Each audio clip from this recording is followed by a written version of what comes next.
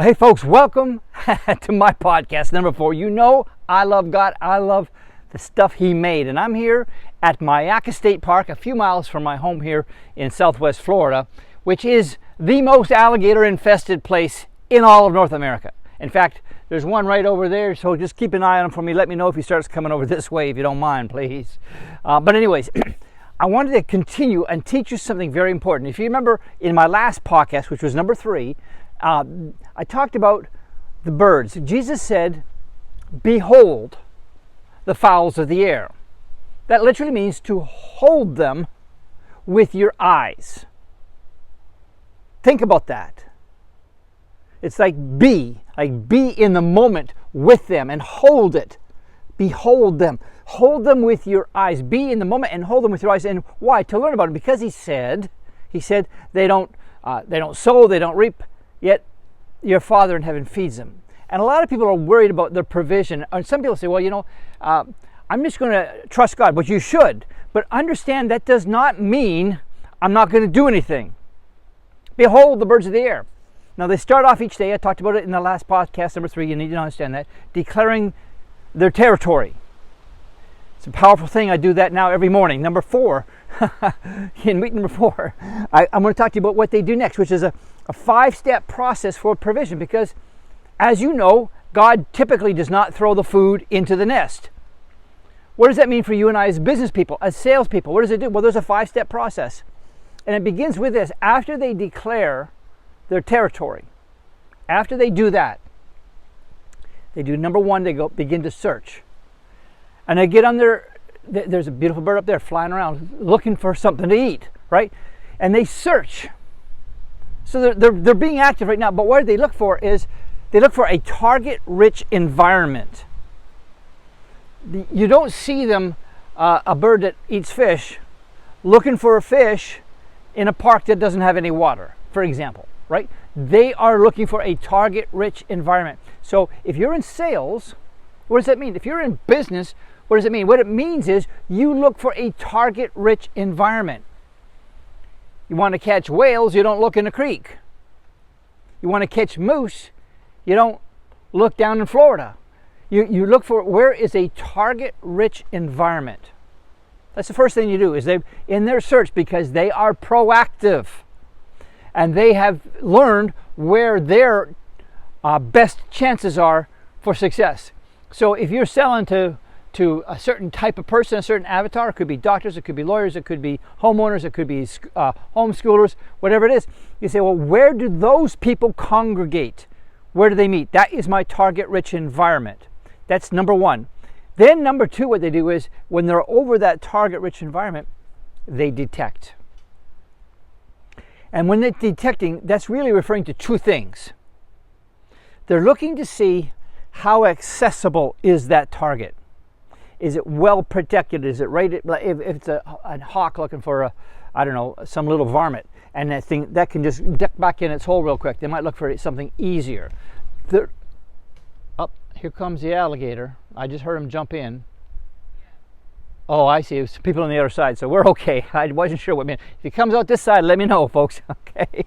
Anyway, so they're looking in the target-rich environment. They're looking for what is accessible, and second thing is quality. So you want to say is, if I'm looking for a nuclear physicist, I've created something special just for them, how easy is it for me, for you, to find them? How accessible are those people? How can I identify them? Are they reachable? That's accessibility. Second thing is about quality. It's like you see, I'm in a target-rich environment. Oh, there's something, and it's in the open. I could get it easy, but it's scrawny or it's not really acceptable.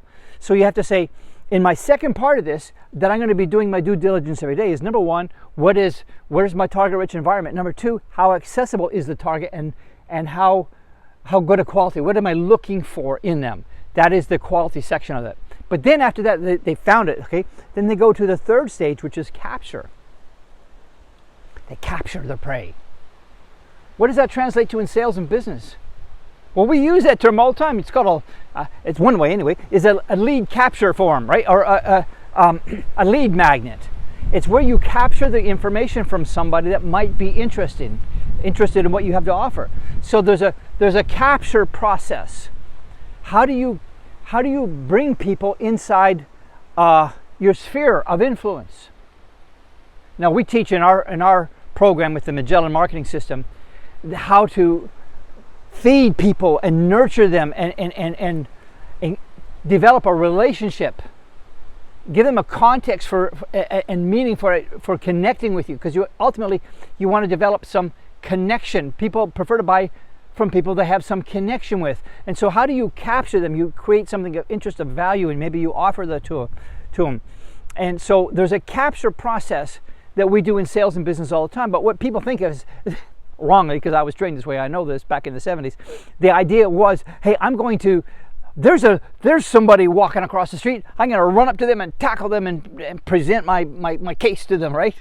Or whatever. It's like you basically, you're to suit up, show up, and throw up was the plan, the way we were taught back in the 70s. At least I was. But that's not the way to do this. The third step is there's a capture. So in business, I'm going to capture their attention, capture their interest, hopefully capture their affections for what I have, their desires for what we're offering. That's the capture stage.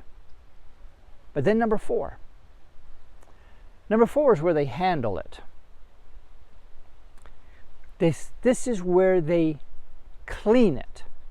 They've captured it. Now, in nature, what they're going to do is they say, hey, I got this thing, but man, I'm not eating the bones. They spit the bones out. They spit the fur out. If it's an owl, it doesn't want to eat the mouse fur. It's kind of nasty, right? It's just going for the flesh or whatever. It doesn't want the bones. Maybe spits that out if they can. And so what they do in this process of handling is it gets rid of all the objectionable parts. Do you hear me? This stage is where you get, now that they're in your sphere, now that you've captured their attention, their interest, you're now going to remove the objections, the objectionable issues. What are the things that they might find objectionable? What are the objections that they might have? And how can you best handle them? What are the lies that they believe that you can dismember? How do I dismember that? How do I remove that from the conversation? Because I want to invite them. I want to consume this, right? Which is the fifth stage, the consuming of it. But before we get to the consuming, we have to say, well, what are the things that people object to? And what are the lies that they believe about, maybe about our company, maybe about our product, maybe about our type of product, maybe about the industry, maybe about themselves. You see, when it comes into sales, a lot of times people think, that's a great software program, but I could never do that. Like, for example, part of our marketing, we understand. We have something called the Magellan Marketing System. And what we know is how to build a loyal following and reach out, discover new paths to reach the world on your behalf. And we can teach you how to do that. And some people will embrace that and do very well with it.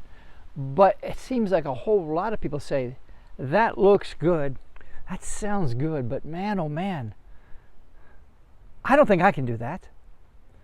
I don't know how to, like social media, I got to be on YouTube and I can't create videos. I'm not any good on camera. I'm not whatever. And this is and I don't know how to put those fancy words on there. And I don't know how to do any of that. I'm out. Or they say, I can do that. I'm even good at it, but I don't have time for that. That's not my core responsibility in this business. Lots of good reasons people don't want to do that. So in our case, for example, we say, hey, we'll handle all that for you. Understand this. This is so important. Understand this, that the world has changed. It used to be, if you wanted to be noticed big time, you're going to be on TV or maybe in the newspaper or certainly on the radio. Those are the big ways to be noticed, right? Direct mail as well. But it's changed. And it's changed now where, for example, they say that Gen X doesn't even watch any of that kind of stuff. They get everything they know that they want to learn about through podcasts, primarily through the new media, if you will. And that's where they're going for this. And there's a whole shifting heading in that direction. Why? That's why we're doing podcasts, for example, because we want to reach people that are watching via the new media. But if you're a prospect, if you're like we're helping you, you say, I can't do that, which is why we do it. But let's talk about your business. What can you do for your clients that you serve that they think, well, if I was to get your thing, I could never do that myself? And how can you demystify it and make it easy for them? This is the whole part of number 4, is where you're handling it, where you're cleaning it, where you're removing the objections, dismantling the lies, and bringing them into the truth. And then after that, okay, you've gone through the 4 stages: the search, the detect, the capture, the handle, or the clean, if you will. Finally, bird eats it. It consumes it. What does that mean in business? Well, we're not going to consume somebody per se. What we're going to do is we're now going to fully integrate them into our community. They're now part of what we are. They're part of, maybe we have an online community, or we have some circle of community where people have a relationship, where they have a sense of community with other people that are in the same place that they are, for example. You want to be able to have, give people a context for what you're doing, and you want to be able to give them connection. And that's what when they consume it, what we're talking about in the end is, like for example, I offer training materials, right? So when people consume that, the more they consume of what we had to offer, the more connected they feel to us, and we to them, and the more connected they feel to what we're about. So next time you think about when Jesus says, behold the birds, behold the fowls of the air, he means look at them. He means study them, which I've done. And as a business model, see, they're not slackers, but they don't stress, right? There's a bird right there. I see him right now. I don't know what he is. Got a big long bill. Yeah, he heard me talking about him. But when he flies, underneath his brown outer wings, when he flies, they're white. I think I'm going to roll in some footage here and show you there's another bird that is pink. He's got a big, like a platypus bill, and but it's a beautiful pink bird. I forget the name of it, rosation or something like that, whatever it is. But they're around here, and they're amazing to look at. But I noticed about them, they're flying around. Oh, it's a good day to fly today. Catch the breeze, circle around, say hi to Charlie, avoid the alligator. I don't know where that gator went, but he hasn't made it up here yet, so I think I'm okay. So anyway, friend, this is episode 4. If you like what I do, please share it. We're just getting going with the podcast. And in between, just so you know, I'm also going to do some interviews and a number of other videos, just because I got a lot more to share than I'm going to always put into a podcast. But what I'm about doing is this, just so you understand. My wife and I had a wonderful prayer time this weekend. And I explained to her where I am at now compared to where I was 39 years ago. 39 years ago, when I got a job selling copiers in Tennessee, after having not done so well selling copiers in Toronto about a year or so earlier. And I said, God, I want to do well, but I don't want an award. I don't want plaques on my thing behind me, at the cubicle or whatever. I don't want any of that kind of stuff. What I want is to glorify you. I want to do so well that people say, who is he and what is he about and how does he do that? I want to be able to use that as a platform to bring people to Christ. Because in the end of the day, I want to glorify you. And sometimes people say, I want to glorify God, but they don't know what that looks like. For me, what it looked like was doing well. And then when people say, well, how do you do that? Share with them exactly how that happened. Which you can watch some of my other videos and you can see exactly what I'm talking about. But I did extremely well. And became a sales manager, led several to Christ.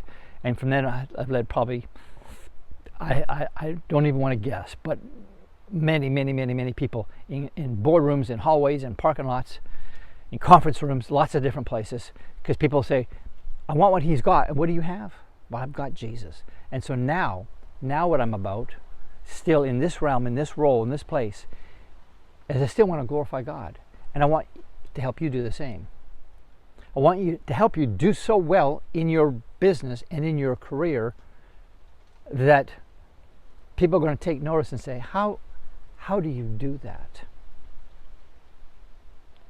And then you have an opportunity to share the gospel, to share Jesus Christ with them. And that's what I'm about, helping people do that, because I want to do my part to make America great again. I don't know about you, but I do.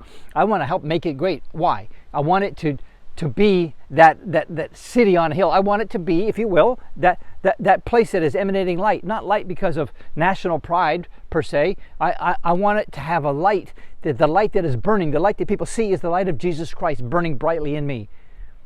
You can be patriot. I'm a patriot. I love the country. I love God, all that. But I'm going to tell you something. The light I want people to see is the light of Jesus Christ in me.